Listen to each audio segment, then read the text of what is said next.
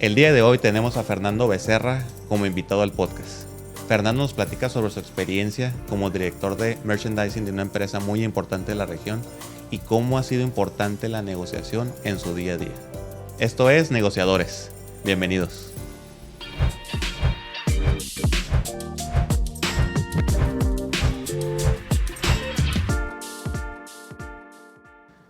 Fernando, bienvenido al podcast Negociadores. Mucho gusto en saludarte, Luis. Muchas gracias por venir y le agradezco también a nuestro amigo Alfonso González por conectarnos. Él es el responsable de que estemos aquí sentados el día de hoy, ¿no? Al gran notario, exactamente. El gran notario, exactamente. Estoy seguro que será una muy buena plática. Traes un perfil muy interesante, diferente al que hemos tenido. Un perfil más de mercadotecnia. Antes de iniciar, me gustaría que tú me digas quién es Fernando Becerra. Fernando Becerra Lizárraga. Yo creo que Fernando Becerra no deja de ser un mazatleco que ha ido evolucionando en diferentes facetas. Fernando Becerra pues, es un padre de familia, es un esposo, un hermano y un hijo.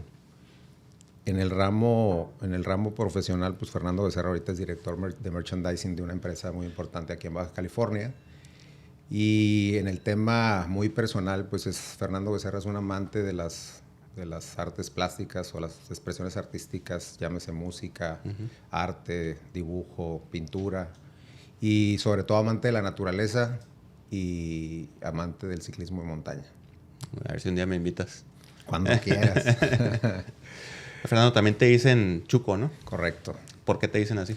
Fíjate que data así como de cuando tenía 6 años, pero no recuerdo exactamente. Sí tengo entendido que eran unos vecinos que habían venido a Tijuana. Ajá. Y había un tema ahí de los pachucos. Llegaron con ese tema a Mazatlán y ese tema llegó directamente a la escuela en la primaria y automáticamente empezó ese nombre desde cuando tenía 7, 8 años. Ok, desde entonces te dicen así. Desde entonces me dicen los así. Amigos, ¿no? Sí, todos los amigos, ya, lo más personal. Oye, Fernando, cuando yéndonos a tus inicios, en algún momento decidiste emprender a una universidad en Monterrey, al TEC, pero no fue un proceso fácil. Tú me platicaste que fue un proceso complicado porque no había los recursos para que pudieras irte a estudiar. ¿Cómo fue ese proceso y cómo lo hiciste? ¿Cómo lo lograste, no? Pues mira, hablando de temas de negociación, yo creo que uno empieza a negociar desde muy chico. Sobre todo para obtener cosas, ¿no? Lavas los carros para que te lo presten, estás atento a las labores domésticas para que tus papás sean más condescendientes contigo. Y en aquel momento en Mazatlán se vive con muy poco, y me refiero económicamente, tienes así como que las grandes cosas que puedes tener, playa, deporte, cosas al aire libre, y no necesitas tanto dinero. Entonces vives una vida muy básica, muy sencilla, pero con grandes cosas, ¿no? Y yo como mazatleco quería irme a vivir a Guadalajara, pero salió la oportunidad de estar en el TEC de Monterrey, y en aquel momento había TEC de Monterrey en Mazatlán, y empezar el tronco común ahí. Y el tema ahí, el punto de inflexión fue ahí negociar con mi papá para poder irme a Monterrey a terminar la carrera incluso de mercadotecnia, ¿no? Y pues sí, fue un cambio abrupto y muy importante en mi vida el haberme ido para allá en todos los sentidos. ¿Te dio otra perspectiva? Totalmente, porque la gente en Monterrey, a diferencia de donde yo venía, la gente en Monterrey pues es muy emprendedora. O sea, toda la gente hace algo de la nada y toda la gente está en pos del trabajo. O sea, es una región con gente muy importante, pero sobre todo pues están los industriales más grandes de México, entonces los niveles... Ahí es cuando te das cuenta que el nivel de riqueza es infinito, ¿no? Hay muchos niveles de riqueza. Y sí, o sea, al llegar ahí fue un cambio totalmente y radicalmente importante en mi vida. En algún momento también emprendiste, Fernando, en el 2008, ¿no? Sí, emprendí. Prácticamente abrí un negocio de cocinas integrales que principalmente era para proveer a todos las cuestiones inmobiliarias, los departamentos o las torres que estaban haciendo allá para vender en aquel entonces a los baby boomers, a esa generación en particular, y vi un nicho de negocio importante y abrí ese negocio. Llevas 25 años trabajando para el grupo para el que trabajas actualmente, ¿no? O sea, llevas bastante tiempo. No es normal. Tiempo. Habla bien de ti. No cualquiera, digamos, que lleva esos años, ¿no? Correcto. ¿Cómo le haces para mantener un balance en tu vida personal y profesional? Fíjate que trabajar en el retail, no quiero decir que es el negocio más demandante, pero por lo regular cuando más se trabaja en ese tipo de negocios es cuando la gente descansa, que es cuando el ama de casa puede hacer su mandado. Entonces es un negocio demasiado demandante y yo creo que eso me llevó, o sea, los primeros años de trabajo desde que me gradué hasta hace 10 años fue muy arduo, o sea, le dedicaba el 100% y casi no tenía vida personal. O sea, hacía deporte y trabajaba, era lo que hacía en todo el día. O sea, me casé ya muy tarde, entonces le dediqué al 100% a este tema. Específicamente, trabajar en el retail es algo muy absorbente, muy absorbente. Si en algún momento volverías a emprender. Sí, yo siento que toda persona tiene un sentido de emprendimiento. El tema es encontrarlo, ¿no? Y que te despierte. Pero claro que sí, o sea, a mí me encantaría emprender. ¿Crees que te haya afectado ese fracaso, entre comillas? Porque yo no los veo como fracasos, pero ¿crees que te haya afectado el hecho de que en el 2008 no funcionó por circunstancias externas o lo que sea? ¿Crees que eso te merme o te genere ciertos miedos de hacerlo otra vez? Fíjate que ayer platiqué con un amigo que es emprendedor, que no le ha tocado hacer, y me dijo, oye, qué buena onda que ya haces siempre para ti porque te va a llegar el aguinaldo, ¿no? Entonces me dio un flashback de esos 4 o 5 años que me dediqué a tener un negocio propio. Ajá. Y que pues no había para los aguinaldos, ¿no? El tema es en el tiempo que lo tengas que hacer, Luis. O sea, yo creo que hoy pues soy una persona más madura, más consciente de las cosas y obviamente con mucho más experiencia. Creo que el llevar a cabo un negocio en el ramo que sea, creo que sería mucho más fácil llevarlo a cabo en este momento. De acuerdo contigo. Los años no pasan en vano, ¿no? O sea, al final de cuentas nos dan más herramientas, ¿no? Mucho más estructura. Más estructura y más experiencia en muchos sentidos. Correcto. Trabajas para un grupo llamado Calimax. Para los que no sean de Baja California, ¿podrías platicar qué es Calimax? Calimax es fácil de describir. O sea, yo te puedo decir, fue el primer autoservicio que hubo en la República Mexicana. O sea, fue el primer autoservicio así como lo conocemos.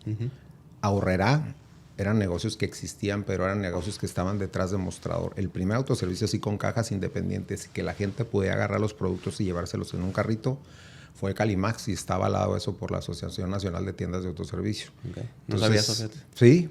Calimax es una marca que tiene más de 80 años.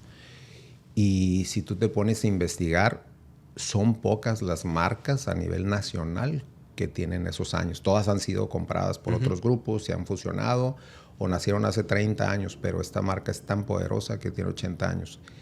Calimax es una empresa baja californiana que se dedica pues a la venta de bienes de consumo, específicamente abarrotes y perecederos, ¿no?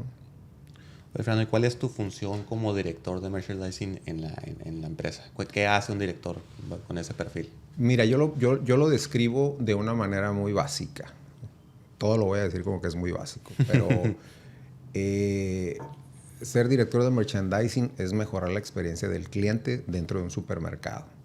Obviamente un director de merchandising en cualquier ramo del retail pues es el que en una tienda departamental el que acomoda la ropa, pero en el caso mío es el que hace que psicológicamente el cliente pueda dar un recorrido por la tienda y que pueda encontrar las cosas que busca y que las que no iba a buscar las encuentre y por impulso las compre. Ok. ¿Por qué es importante esa posición en la empresa o en cualquier empresa? Es importante porque, y lo voy a decir no porque sea mercadólogo, la evolución de las empresas van mucho más tendidas a tener CEOs que vengan de estudios mercadológicos, que sepan de la psicología del consumidor, porque ahorita hay tantas cosas en el mercado que la diferenciación viene directamente de gente que se dedica a mercadear o a posicionar las marcas dentro del mercado. Entonces, hoy más que nunca en los negocios o en el mundo es importante, y por eso, como tú dices, están tomando posiciones los directores pues, de comercialización o de mercadotecnia en posiciones de alta dirección, ¿no? Sí, o sea, si tú te fijas, gente como Steve Jobs, pues no eran personas que eran específicamente ingenieros. O sea, eran gente vendedora. Sí. O sea, era gente que se le ocurría algo y lo llevaba a cabo. Entonces, pero como idea. Entonces, durante mucho tiempo, digo, sin demeritar, ¿no? El ingeniero, el operador, el administrador ocupaban las funciones más grandes en las empresas. Y hoy, lo que sean mercadólogos, o sea, mercadotecnistas, tienen buena oportunidad. Tienen buena relevancia, exactamente. Oye, Fernando, ¿y te consideras un buen negociador? Creo que sí, porque no estuviera donde estoy si no lo hubiera sido. De acuerdo. Muy buena respuesta. Totalmente. ¿Y para ti cómo definirías negociación en tus palabras? Para mí es un arte. Ajá. O sea, a final de cuentas, negociar es el trabajo que tienes que llevar para obtener algo. Nuestro amigo Alfonso lo definía como el vehículo para llegar a acuerdos, ¿no? Bueno, fíjate, en un sentido mucho más legal. Exactamente. La descripción, pero es lo mismo. Exactamente. Está alineado. Exactamente. Está alineado. Oye, Fernando, ¿y qué tan importante es saber negociar o aplicar la negociación en las áreas de la empresa? O sea, de manera interna con las diferentes áreas con las que interactúas. En el tema de merchandising se vuelve más eso, ¿eh? O sea, ahorita el proceso es negociar con el área de mercadotecnia, negociar con el área de operaciones y negociar con el área de compras y abasto.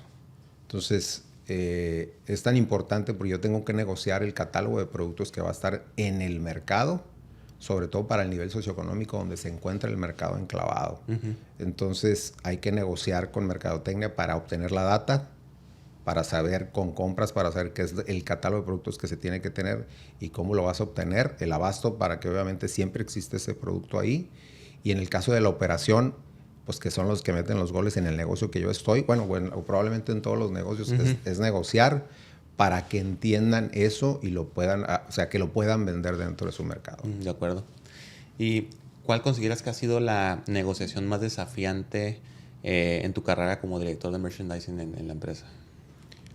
Creo que la negociación es poner, a mí me encanta el orden. Como buen Virgo, pues a mí es muy sistemático el paso 1, 2, 3 y el proceso. Entonces, como director de merchandising, creo yo que la negociación más importante está con el área de compras, con la gente que negocia el producto con el proveedor, pero que lo va a traer aquí en tiempo, en forma y con el inventario adecuado. Para mí esa ha sido la negociación más importante ahorita. El hecho de saber comprar bien. Comprar bien. Negociar bien significa pues traer el volumen correcto para poder tener el precio correcto. Con la evolución del comercio electrónico y los cambios en el comportamiento de los consumidores, ¿cómo aplicas o has aplicado estrategias de merchandising en la negociación? O sea, ¿cómo le haces para mantenerte competitivo ante tantos negocios más o menos similares, ¿no? Ajá. Pues mira, a final de cuentas hay un tema en nuestro negocio, como puede haber en todos los negocios, que se llama category management. Entonces, hay que entender que tú no puedes ser todo para todo. Entonces, tienes que agarrar tus categorías de destino. Y eso tienes que ser súper poderoso. O sea, si tú decides que vas a vender, como ejemplo, vas a ser el mejor en vender manzanas, tienes que estar muy consciente de que te tienes que ir a Washington a negociar directamente la producción de la mejor manzana que existe en el mundo, para poder obtener el volumen necesario para poder decir, oye, o sea, voy a obtener la mejor negociación para sacar el mejor precio. Entonces la gente va a pensar en tu negocio diciendo, cada vez que se me ocurra comprar una manzana, voy a ir en este caso a Calimax. Entonces, no lo puedes hacer con todas las categorías, son miles de productos. O sea, no puedes tratar igual a la manzana que a la acetona para que las mujeres se limpien las uñas, ¿no? O se despinten las uñas.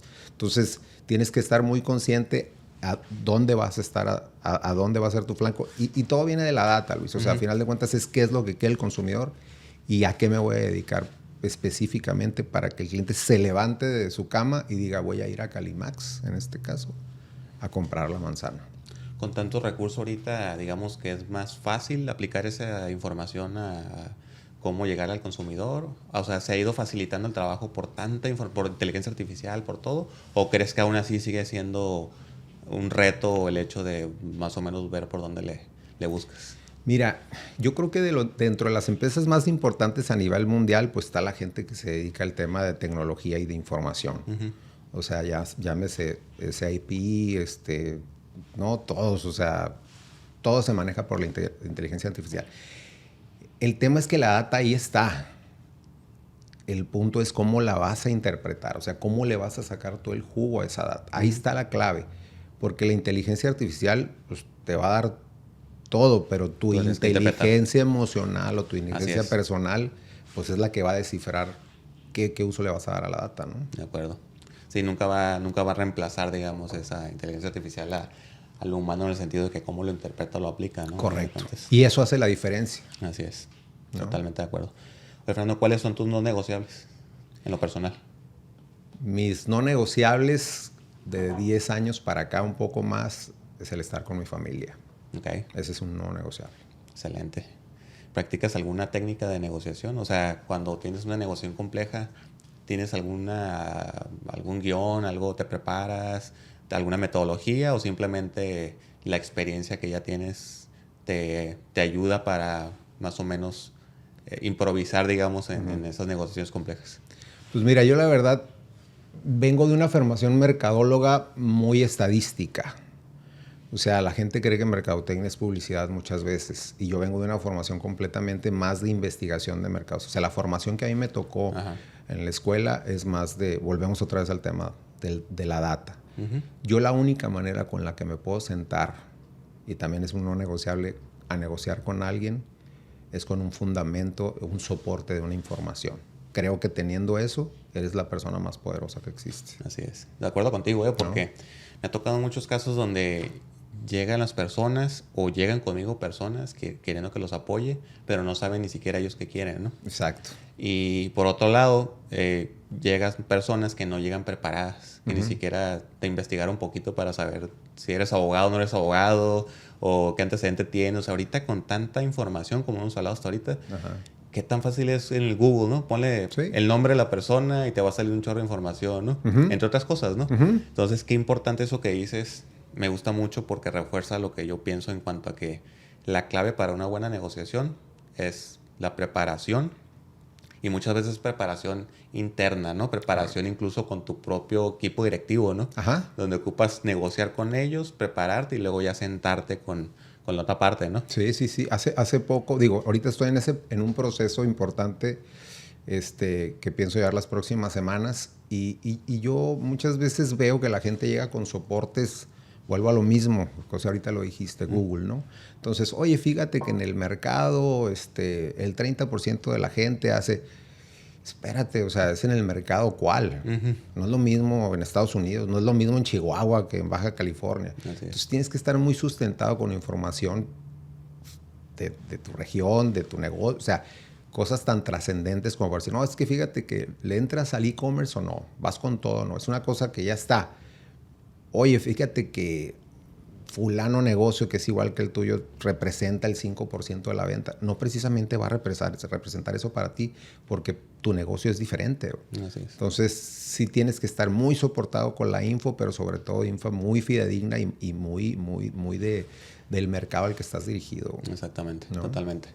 Fernando, y digamos que existen dos tipos de negociaciones. Existen muchas, pero en general son dos, ¿no? Una que es la competitiva, que es donde a ver quién se lleva la rebanada más grande del pastel.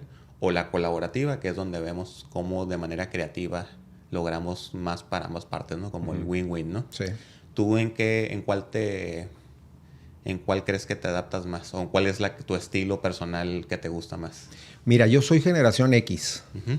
Entonces, yo nací con la primera. O sea, la negociación Competitiva. era de golpe Uh-huh. y abrupta era para prácticamente desplazar al otro y, por no decir fregártelo, ¿no? Uh-huh. Pero ha evolucionado y yo he estado en ese proceso, ¿no? O sea, me refiero a ese cambio. Uh-huh. Entonces, ya ahorita, hoy por hoy, te puedo decir que llevo 10 años siendo más colaborativo en la toma de decisiones, o sea, en las negociaciones, que lo otro. Yo vengo de lo otro. Okay. Y fue difícil la adaptación, pero definitivamente creo que el win-win, el tema de colaborativos, es llegar al mejor acuerdo todos, ¿no? Sí, me da gusto porque es lo que he visto. Lo he visto que cada vez más, por lo menos de palabra, la gente se está inclinando más por colaborar, ¿no? Ajá. Sobre todo, por ejemplo, poniendo un ejemplo desde mi rama, ¿no? En el tema del derecho, en temas de juicios, en temas de ahora con la reforma judicial, me doy cuenta que la gente ya está volteando a ver, para empezar, la negociación o la mediación como un medio para atender sus temas, ¿no? Lejos de irse a pelear a un litigio, un juzgado, porque cada vez es menos atractivo, ¿no? Correcto. Entonces yo creo que si vamos por ese camino, creo que seguramente será muy beneficioso para todos. Para todos. Porque pues no nos vayamos muy lejos. En Estados Unidos los asuntos, el 90% de los asuntos no llega a juicio, ¿no? Entonces, no sabía, ¿eh? Sí, es porque los abogados traen esa preparación, digamos, desde la escuela, tengo entendido, Qué buena de onda. buscar cómo conciliar. Qué buena onda. Aquí en México no. Y es la bandera que traemos, o traigo yo en lo personal, de cómo fomentar la cultura de la negociación, pues, pero desde los niños, ¿no? Desde que los niños lo entiendan, ¿no? Y yo creo, Luis, digo, a final de cuentas, independientemente de eso, yo creo que el factor tiempo va, o sea, el tema es cuándo vas a resolver. Así es. ¿No? O sea, puede ser muy colaborativo en un momento dado, pero el tiempo apremia, ¿no? Así es. Entonces yo creo que siempre y cuando se pueda dar en los términos en un tiempo definido, es lo mejor. Totalmente de acuerdo. ¿No? Que a veces es conveniente darle tiempo, pero no mientras te termina afectando, ¿no? Exactamente. Entonces, o a veces incluso salirte de la mesa de negociación para tomar un descanso o para simplemente poner las condiciones de nuevo, ¿no? Qué bueno. Hay muchas tácticas, digamos, para cómo llevar Tú eres el experto. ese tipo de cosas. Oye, Fernando, vamos a hacer una dinámica Sí. que nos preparó aquí la producción, donde sacamos unas preguntas al azar. Okay. Unas preguntas que nos mandó un amigo tuyo. No, te creas. No, no. No, son unas preguntas al azar de negociación. Te invito a que tú saques la primera. Okay. Son preguntas al azar que generaron aquí en la producción de temas de negociación 100%. Si quieres leerla. O te no traigo lentes, pero... O yo te ayudo a leerla. ¿Qué rol juega la intuición en una negociación exitosa? Está buena, ¿eh? Ahora sí me va mi lado creativo, mi lado de mercadólogo creativo. O sea, yo sí soy muy intuitivo. O sea... Como buen Virgo aparte, ¿no? Como buen Virgo. Entonces, para mí, te puedo decir que es el rol más importante de la negociación. La intuición, ¿no? Sí, yo estoy de acuerdo contigo. Es un factor muy importante quienes la tenemos desarrollada, porque yo también me identifico mucho contigo en ese sentido. Yo también tengo la intuición cada vez más desarrollada, pues entre a lo mejor la experiencia en estos años de trabajo, o el interactuar, tanto preguntar, no sé, ¿no? Como un sexto sentido hasta cierto punto, ¿no? Exactamente. Ayer hay una persona que quiere vender un terreno, ¿no? Y ayer estábamos platicando de eso. Entonces, oye, no, yo me voy a sentar con esa persona y yo lo voy a tratar de convencer de que es... Y dije, oye, ¿y por qué mejor no lo llevan a la propiedad antes de decirle que eso va a pasar? Y le invitan una botella de vino que le encanta y ya cuando esté ahí sentado, el ambiente lo va a hacer sentir como suyo y probablemente él va a querer comprarlo antes de que ustedes se lo quieran vender. Y ese es un tema intuitivo completamente. O sea, es cómo lees tú a la persona a la cual le vas a negociar el tema, en este caso, de la venta de algo. Así es. Y en vez de llevarlo a un proceso de que, oye, siéntate, creo que Estricto, a ti te conviene. Sí, pues no sabes en qué mood va a estar la persona, ¿no? Totalmente de acuerdo, y creo que podrías tener todo técnicamente muy bien armado. Ajá. Tu guión, tu búsqueda, lo que hayas hecho, o tu propuesta, pero si no lo tropicalizas con la intuición de estar en el momento y ver cómo reacciona, qué le gusta realmente, qué hay de fondo. O sea, eso hace toda la diferencia, como tú bien dices, ¿no? Decía un maestro, poner la mesa de negociación, ¿no? O poner el mantel. Para que la gente se sienta cómoda. De identificar qué les gusta. Ajá. Tú como lo dijiste perfecto, ¿no? O sea, cómo saberlo, no manipular, pero sí poner las condiciones para que la persona por lo pronto se relaje. Y no lo vea nada más como una transacción, ¿no? Exactamente. Totalmente. Me gusta mucho el ejemplo. Voy a agarrar una yo, Fernando. Adelante. A mí también me toca participar. Esperemos que nos hayan puesto algo aquí muy complicado. ¿Qué consejo le darías a alguien que se siente intimidado al negociar? El consejo que le daría es que para evitarte sentir intimidado, es lo que ya habíamos dicho de llegar preparado, ¿no? Cuando llegas preparado es como el examen, ¿no? Cuando estás en la escuela, ¿no? Si estudiaste, pues vas seguro, ¿no? Puede que repruebes, ¿no? Porque de plano no se te dio. Pero llegas preparado y creo que esa preparación te da hasta cierto punto cierto nivel de confianza, pues, ¿no? Totalmente. Que hace que la intimidación se haga a un lado, ¿no? Totalmente. Y a lo mejor si se puede, otra opción es ir con alguien que te acompañe a alguien, ¿no? Alguien con el que te sientas fuerte, con el que tenga a lo mejor más preparación. Como soporte. Como soporte, ¿no? A lo mejor acompañado te sientes más en confianza, digamos, ¿no? Una recomendación que hago es que siempre cuando lo sepas manejar, vayas de preferencia a negociar por lo menos 2 personas, ¿no? Para que, aunque tú dirijas la negociación de la conversación, la otra persona pueda estar escuchando por ti. Eso sí, decirle, no hables hasta que yo te diga, porque luego la pueden regar, ¿no? Pero que escuche para cuando termine esa primera reunión, a ver, ¿tú qué entendiste? ¿O tú qué escuchaste? Porque siempre vamos a escuchar cosas diferentes, ¿no? Correcto. Una, porque yo estoy poniendo tu atención en lo que tú estás diciendo. Y el otro no tiene tanto la atención porque él va a lo mejor como invitado, pero puede estar escuchando cosas que tú no necesariamente escuchas, ¿no? Entonces, como que el hecho de ir en pareja, de mejor, pero con cuidado, porque te digo, también me ha tocado que el invitado es el que empieza a agarrar o lo ve que es el eslabón débil y le pregunta, si es el contador, por ejemplo, o alguien de números, oye, ¿y por qué están exigiendo que se pague esto? Es que tenemos problemas de liquidez y ya nos agarra, hasta ahí llegaste. Hasta ahí nos van a agarrar por ahí, pues, ¿no? O sea, que tenemos urgencia o lo que sea, ¿no? Es muy importante, creo yo, el saber también, cuando vayas acompañado, aleccionar de quién es el que habla y quién no, ¿no? Qué interesante, ¿eh? Sí, y en una negociación en el que entre menos hables, mejor. Entre más escuches, la escucha activa, ¿no? No escuchar por escuchar, sino realmente escuchar a la persona y entenderla, ¿no? Porque si logras descifrar qué es lo que realmente quiere, ahí está el secreto, ¿no? Muchas veces no es lo mismo, pues. Y es fácil llegar a acuerdos cuando logras detectarlo, ¿no? Entonces, por ahí va más o menos la cosa. Y se me está grabando. Interesante, sí. Te voy a dejar que saques otra más, Fernando. Dale. Porque tenemos tiempo todavía. ¿Qué tan importante es la preparación antes de una negociación y cómo sueles prepararte? Pues a final de cuentas es lo que platicábamos, ¿no? Yo creo que el soporte, y lo platicamos hace rato, es lo más importante. ¿Cómo suelo prepararme?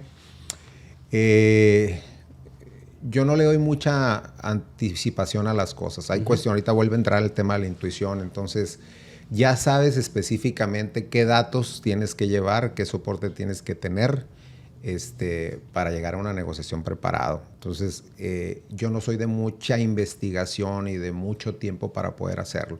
Yo creo que en una semana, 15 días, tienes el tiempo suficiente, siempre y cuando tengas la experiencia y sepas lo que va a pasar. Pero con la data de soporte, creo yo que puedes hacer una negociación exitosísima. Me vino a la mente ahorita, aunque esto no es una negociación, es una plática, entrevista. Te comenté que cuando llegué venía hablando con un amigo tuyo para que me diera cierta información de ti que me faltaba, ¿no? Y digo, aunque sea de último momento, te dije, estoy haciendo la tarea de último momento, pero aunque sea así, pero sí hacerla, ¿no?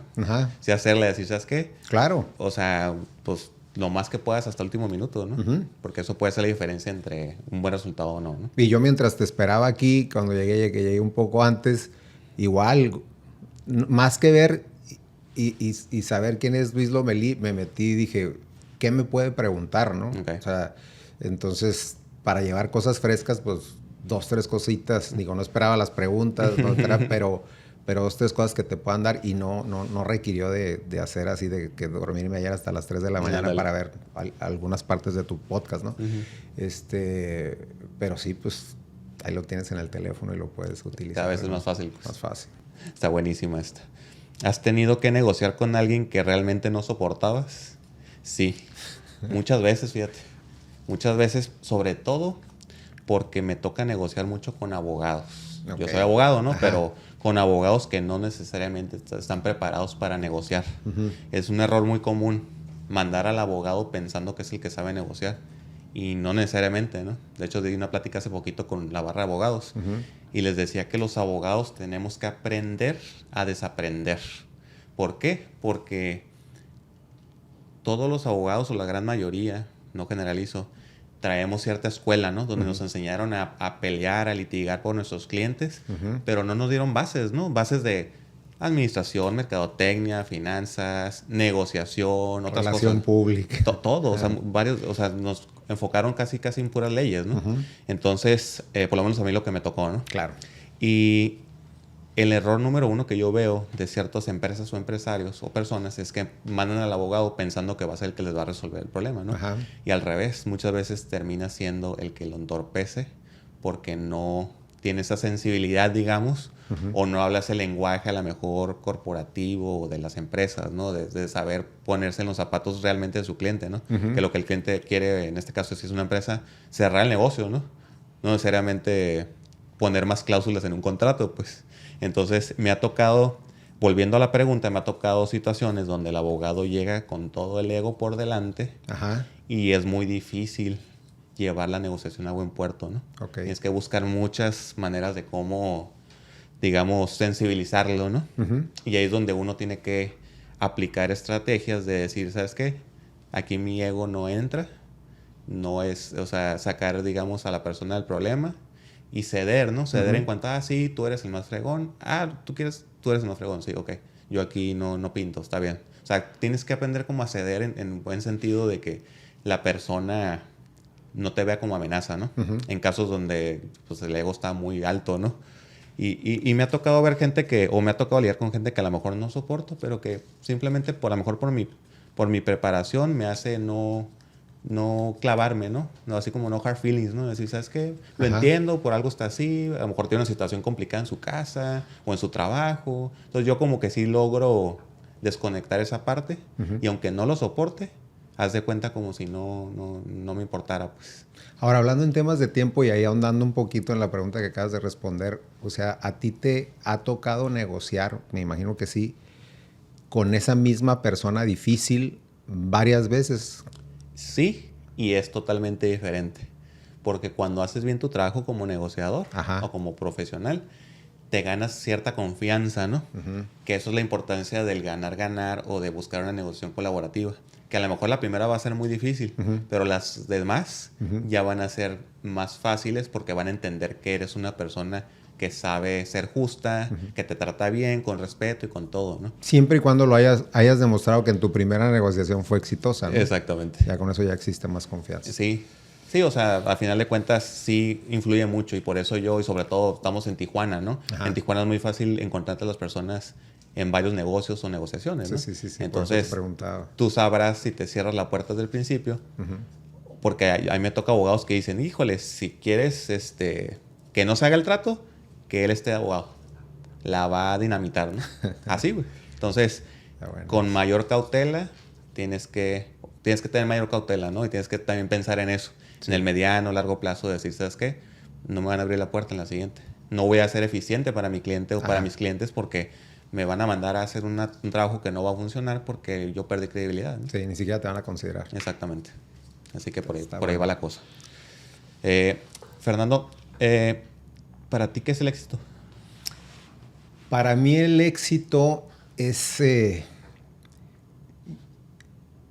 llegar a una edad en donde ya pudiste haber logrado gran parte de tus metas. O sea, el éxito ha sido muy subjetivo para mí, porque creo yo que que es parte normal de la vida llegar a hacer tantas cosas. Y el tema es reconocerlo, que ya eres exitoso. Uh-huh. Entonces me tardé mucho tiempo en reconocerlo, pero de un tiempo para acá, el éxito para mí es una constante porque cada día estoy logrando más cosas, ¿no?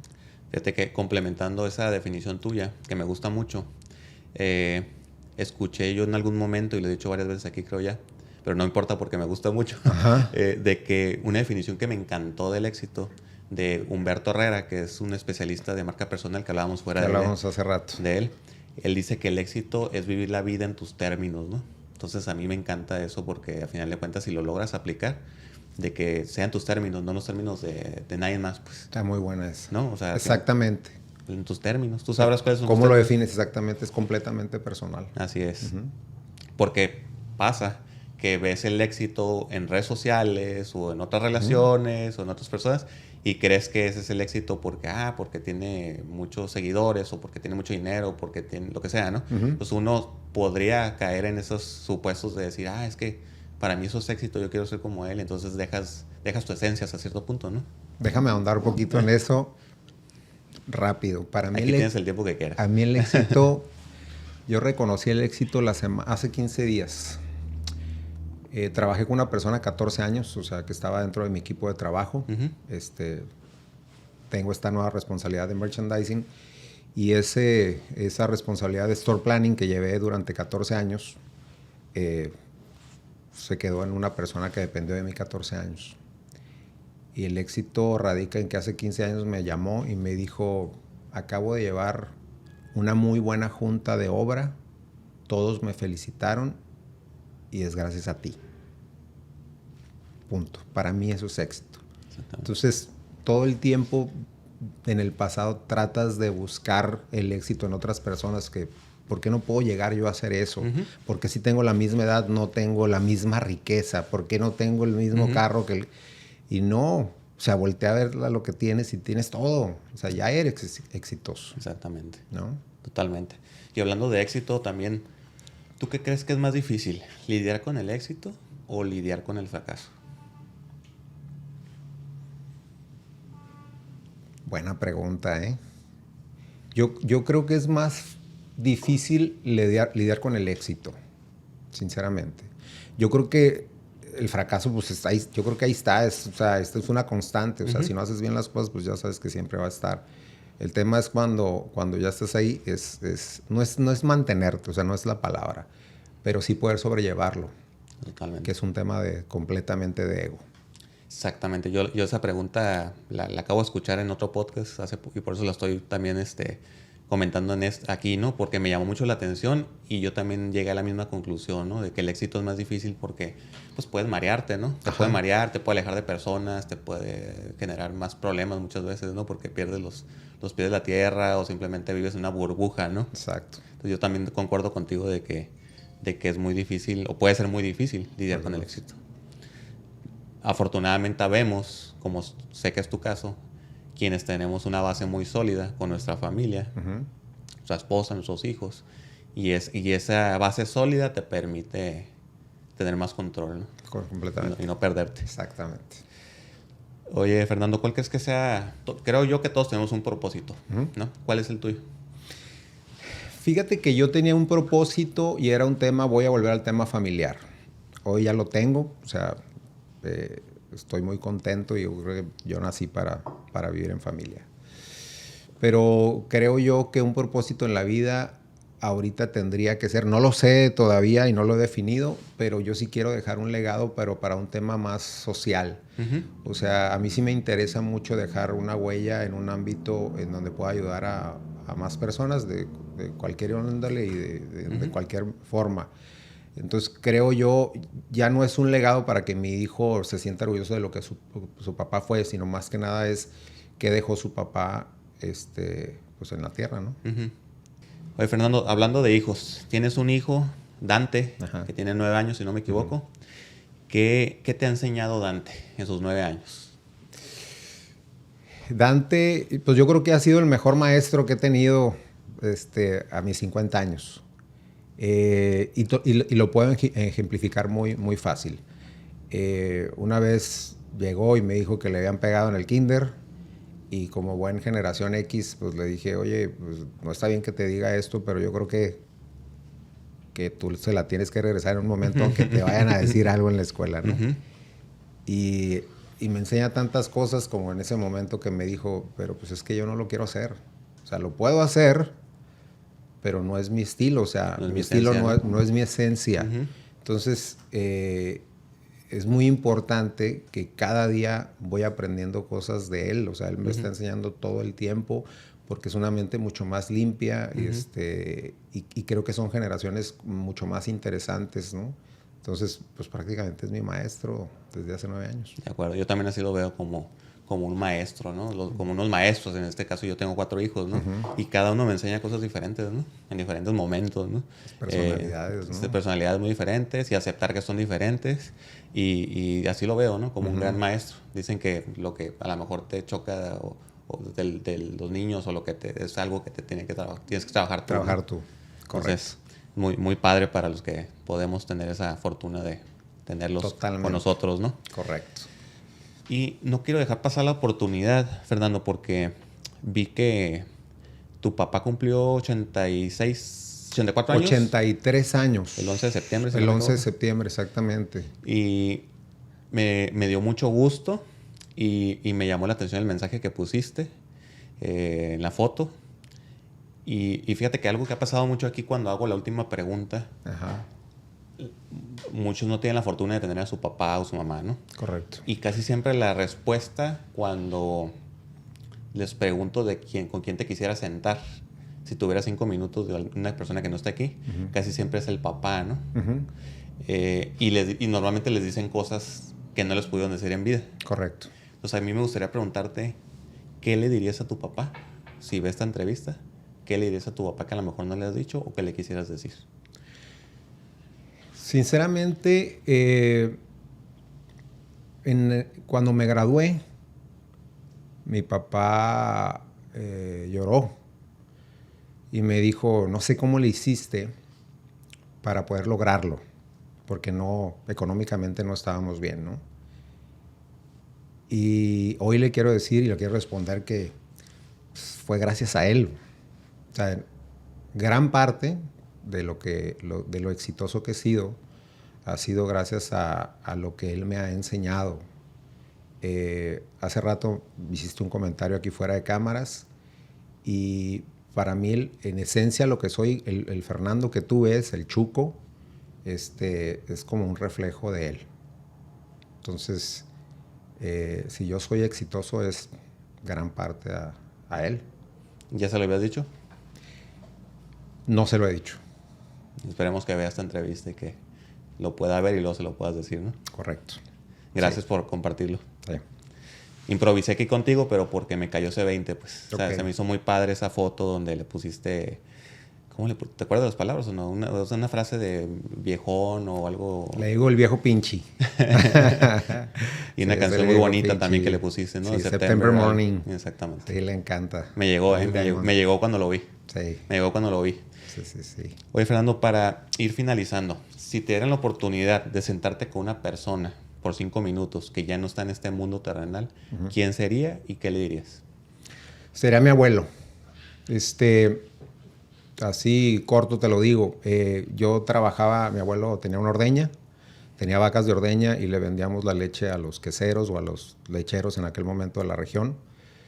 Él en su momento, cuando yo tenía 17 años, me dijo, no hay quien se quede con el rancho, tus tíos estudiaron, son profesionistas, tú has venido todas las vacaciones, yo trabajaba ahí. Y me dio la oportunidad y me dijo, oye, ¿quieres el negocio? O te quieres ir a estudiar, ¿no? Decidí irme a estudiar. Pero él es la persona más básica y más sencilla que he conocido en mi vida, que trabajó de lunes a domingo, todos los días. Se levantaba a las 4 de la mañana, a las 7 ya estaba en el rancho. Aunque en el domingo no hubiera trabajadores, él estaba y revisaba el ganado. Y siempre vivió oliendo a rancho. Siempre llegó sudado, raspado por las espinas, por cargar cosas, porque se le caía un tarro. Pero en esencia, cada vez que yo creo que me creo mucho, pienso en él y bajo totalmente. O sea, como dijiste tú hace rato, pongo los pies en la tierra. Él nunca aspiró a tener, ni a viajar a Europa, ni tener un carro de cierta marca. Él tenía una camioneta, un pick-up, como le dicen aquí. Y eso era lo que hacía. Tomaba Nescafé todos los días, comía pollo con papas todos los días, cenaba frijoles caldudos todos los días. Y formó a una gran camada de seres humanos con una educación muy básica. O sea, llegó a tercero de primaria. Entonces, la filosofía que yo tengo en la vida se la debo a él y ojalá tuviera la oportunidad de volverlo a ver. Muchas gracias. Qué buen mensaje y qué buen qué importante lo que te dejó, ¿no? A veces no nos damos cuenta, pero el tener esas experiencias, ¿no? Sobre todo con los abuelos o los papás. Sí. Qué increíble, ¿no? Que cómo pueden impactar a las siguientes generaciones, ¿no? Sí, son los que siembran el árbol. Exactamente. Ya decides tú si vas derecho o no. Exactamente. ¿No? Fernando, ¿algo que quisieras agregar? No, bueno, sí. Me dio mucho gusto conocerte. Gracias, igual. Tengo 3 días de haberte conocido. Creo que empatamos mucho las maneras de pensar. Pues definitivamente no se trata un tema aquí de cámaras y nada más, sino un tema de que yo sé que va a perdurar, pero sobre todo con una base muy importante. Me gusta mucho el formato que estás haciendo. Gracias. Me encanta que te hayas animado a hacerlo. Me da envidia de la buena. Y obviamente pues te pongo como ejemplo para mí para poder hacer ciertas iguales cosas. Te agradezco que me hayas invitado. No, muchas gracias a ti, Fernando. Estoy seguro que va a ser una muy buenos consejos o simplemente lecciones para la gente que lo pueda ver. Correcto. Muchas gracias. Te espero. Esperemos que sí. Mucho gusto.